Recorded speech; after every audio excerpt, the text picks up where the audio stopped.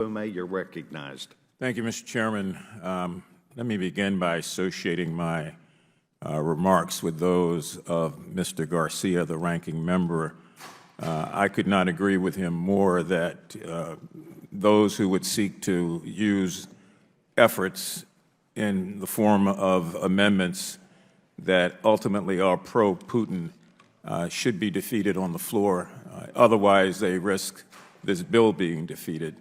And I don't want that to go by without a comment. So I associate myself totally with his remarks in that regard, and would just say again that that sort of effort could very well imperil the passage of this authorization. I'd like to go to you, Mr. Tenaglia, for just a moment, if I might. You spoke about contractors and the fact that so many are holding, for lack of a better term, property, and that they are not just here in the United States, but all over the globe. In looking at this practice, for lack of a better term, are we able to assign a dollar value or an approximation of the value of that property worldwide? Yes, we are able. I don't have that specific number with me today. We can provide that to you, but that is part of the process, making sure we have an understanding of the exact amount of property, where it's located. The efforts that we have underway are all about getting after exactly doing how can we inventory that. The nature of government contracts, particularly in DoD, is such that it's to our benefit to provide contractors with government furnished property, as we call it.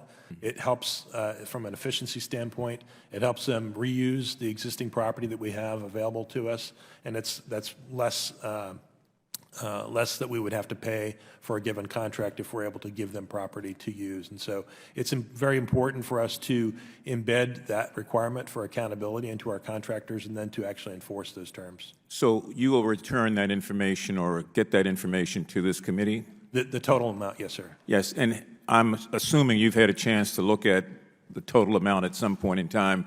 Would you consider it to be a staggering amount of money? So reading what the GAO has observed, it is staggering, I believe on the order of $3 trillion, something to that effect. Okay. But we'll get you the specific amount. Yeah, it's alarming to me. I don't know how other people feel about it. That's a lot of money. What is the reclamation process for much of this equipment after a contract ends? So the disposition of property, and I should come back to what I was just referring to, would be probably the total property, not necessarily the property that's in the possession of contractors. But the reclamation process goes to how we disposition property. For example, in the GAO report, they talked about dispositioning spare tires for aircraft that's no longer functional. And so there's an adjudication process that the government undertakes with the contractor to understand whether that property could be destroyed or otherwise reused.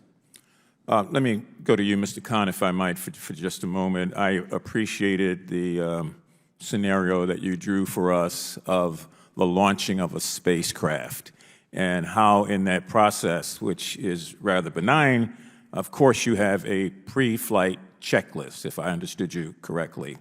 And that pre-flight checklist are all the things that ought to be in place before there's an attempt to try to launch in order to be able to find out where the deficiencies are, how to correct them, and how to prevent them from happening again.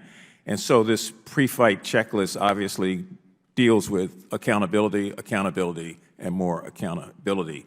But at the end of the day, it fortifies our national defense. I want you to walk me back through that again and talk to some extent, or even give examples of how inaccurate inventories in DoD's financial system can hinder mission-critical needs. Thank you for that question, Congressman Mfume.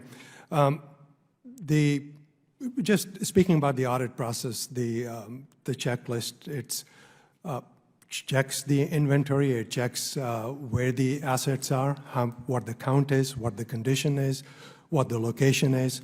That has a direct impact on readiness.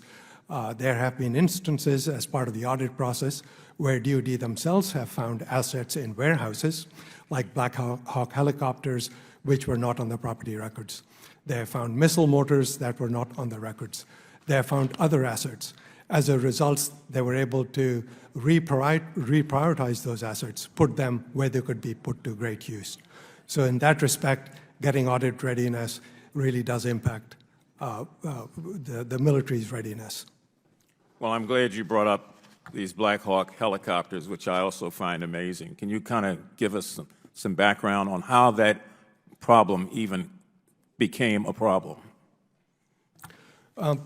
It goes back to the property records where the assets are recorded.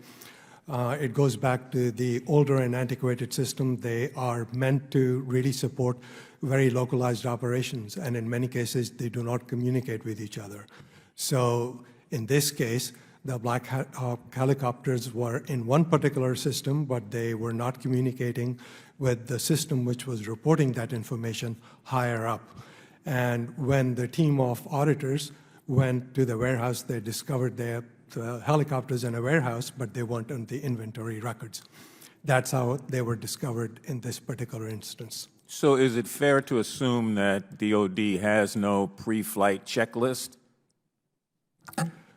Yes, analogous with the With the example you gave? Yes. Thank you, sir.